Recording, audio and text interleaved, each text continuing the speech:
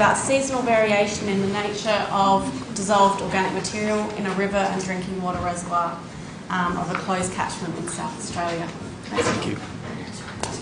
So, good afternoon, everyone. My name is Awad. I'm a PhD candidate at the University of South Australia. And today I will present the finding of the research titled Seasonal Variation in the Nature of DOM or Dissolved Organic Matter in a River and Drinking Water Reservoir of a Closed Catchment in South Australia. So first, let's start with the problem, which is DOM or Dissolved Organic Matter. DOM is all the organic material that can pass through 0.45 microfilter. Why it's a problem for the drinking water industry?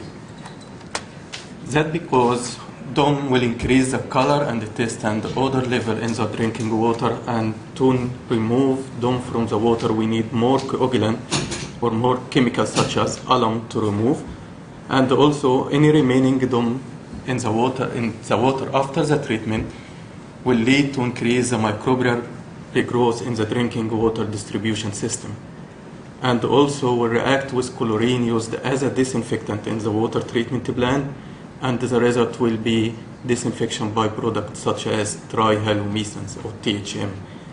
Drinking water with high level of THM linked with a lot of health disease such as elevated cancer risk. So to control the THM formation in the water, we need to control the DOM by knowing the source and what is related between the source and DOM concentration and the character. From that, the two main sources of DOM actually in the reservoir is the catchment area around the reservoir and the DOM itself, which is produced within the water body by the microbial activity. So the main aim of this research actually is to define the relationship between different catchment parameters, such as the land use and the soil type, on the DOM concentration and the character, and consequently what that related to the treatability of DOM by enhanced coagulation, such as alum, and also the disinfection process, which is the chlorine bulk decay and the formation of THM after the treatment. And all of that should be a part for a decision support system for the catchment manager, who can choose the best land use which is related to or increase the high quality of water in the reservoir. And today I will just present the last study on this project, which is identify and examine the change in DOM concentration and character during different seasons in surface water or reservoir and the river water. And we'll examine that based on the treatability of organic and the THM formation also. So this project was conducted in my Bunga reservoir, and why we choose that, because it's a closed catchment, which means all water comes to the reservoir comes from the catchment area or the Bunga river. So we can link between the DOM concentration and the character in the catchment or the sub-catchment around the reservoir and what happened in the reservoir itself.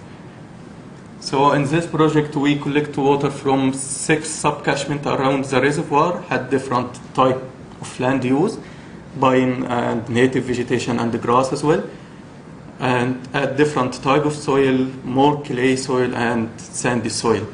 And we collect water from the outlet of the reservoir, which is water going into the water treatment plant, and the inlet, which is Bunga river. And as I mentioned today, now actually, that I will present just the data from the Bunga river and reservoir, and this data collected between March 2014 and February 2015. For each of these samples we collect, we measure different type of DOM characterization and concentration. We measure the DOC value, the UV absorption value, and we calculate the SUVA and the specific color. And these two parameters will indicate us about how more aromatic or colored organic found in the reservoir and river water, which is related to the treatability as well. And we also identify the molecular weight distribution we're using the high-performance size-exclusive chromatography with two different detections, the UV one and the fluorescence. We use the fluorescence to identify the humic-like compound in this water. Then after that, we treat this water using the enhanced coagulation. We use Alum, and we control the pH to be 6, and the estimated value was estimated by the Menko software, which is SA water software used to estimate the different alum dose. And we also use the THM formation potential standard test to examine the THM formation at the same, before and after alum treatment. All right, so if you see in this graph, actually, that's the river water, and that's the DOC concentration during a different season from March 2014 to February 2015. And as you see here, the highest value of organic found at the end of June and July, which is the wet season or the start of the winter. And also the highest value of specific color and SUVA found in the same time. If we compare that with the data collected from the sub-catchment area around the reservoir, for all the sub-catchment area, we have the same trend with the highest value having in the first flush, which is end of June and July. Before that, I just want to mention we're not able to collect any water as there is no water in the catchment area. But in the reservoir water, there is no such difference in the organic concentration and the character as well, or the SUVA and the specific color value. But in the autumn season, the DOC is slightly higher and less SUVA and the specific color. That's because when increasing temperature lead to increase the microbial activity and the more hydrophilic compound, which is uncolored material or uncolored organic actually. That's the average molecular weight distribution with the UV detection here. And as you see, for the river water in the wet seasons, which is the winter and the spring, the average molecular weight is higher compared to the dry season. But for the reservoir water, there is no such difference. For the average molecular weight from the humic-like component or the fluorescence detection, we can see that for the river and the reservoir, the average molecular weight is higher in the wet season compared to the dry season. What's that related to the THM formation in the raw water? This character of organic lead to increase the THM formation in the wet season compared to the dry, especially for the river water. But for the reservoir, there is no much different. It's still slightly higher in the wet season, but actually there is no much different. And if we speak in details about the THM, actually is the summation of 4 different compounds. The one which is the most important one is the chloroform or CHCl3, and the percentage of that to the THM is higher in the wet season compared to the dry as a result of high molecular weight, aromatic and humic-like component as well. All right, then after that we examine the treatability of this different water collect, and as you see in the top figure, that's the percentage of the DOC removal, and in the wet season for the river water has higher removal of organic compared to the dry season. But in the river, there is no such difference.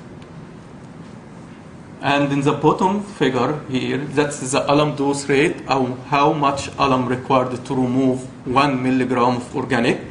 And it shows that for the river water, in the wet season, less alum dose rate compared to the dry season. But for the reservoir, again, there is no such difference. Again, we examine the DOM concentration and the character, but this time for the treated water, but because of time, I'll not speak in details on that. But I just want to mention that the average through a specific color and humic-like compound for the wet season is slightly higher compared to the dry one. Which is again come to us and which is present that the THM formation. The THM formation in the wet season for the river water is higher than the dry season, but for the reservoir there is no much difference. Because of time, so just from this research we can say that the catchment runoff and the seasonal variation combine to have a significant effect on the concentration and the character of organic in river water, and this character of organic lead to high relative abundance of aromatic and high molecular weight and the humic-like compound was found in the water from the wet season compared to the dry, and this feature lead to increase the percentage removal of organic by coagulation, but in the same time will lead to a lower alum dose rate.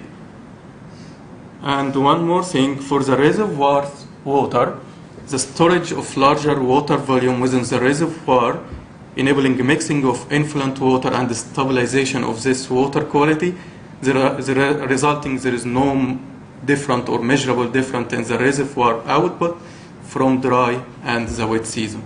And consequently that not affected to the treatability and the THM formation as well. At the end, I just want to thank the financial support from the ARC and South Australia Water and South Australia Department for Environment. And also I want to thank Ms. Jacqueline and Steve Gate and Mr. Sean for their help and understand the requirement for this project. Yeah, thank you. Thanks, John. Thank you. Does anyone have any questions for John? Questions? I have a question. So the byproducts that you were talking about earlier, talking about how to reduce the amount of byproducts, but is there a way of removing those once they're there, or are they just there once they're there? No, actually it's not removed, but we need to control it before it's happening. Yeah. Right, you can't control it afterwards. Yeah, exactly. That's why we need to control the DOM concentration in the water, and which is mean we control the land use first in the catchment area.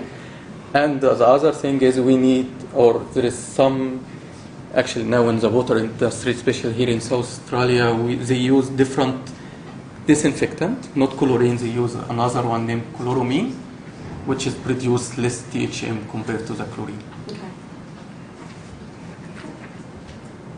Any other questions? We've got time for another one if anyone has one. I can comment on your question. Okay. They do some research into removing them afterwards. Yeah. But it's quite energy intensive and requires smudging of the product water, and it's not very desirable. Okay. It will be undesirable until it's much more rigorously controlled. Yeah. All right. Thank you.